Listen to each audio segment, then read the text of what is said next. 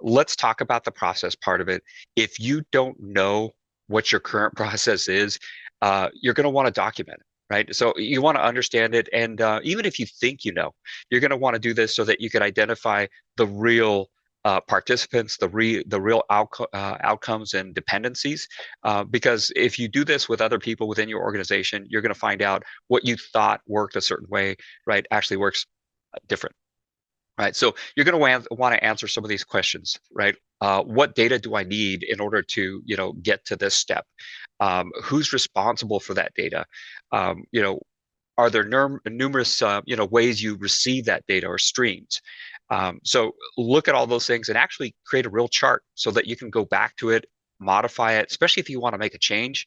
In fact, if you're going from 2D to 3D, this might change, right? You might recognize that your current process is going to change, and there might be more arrows or more uh, boxes within your workflow. So take a minute to document it and work with other people to do so.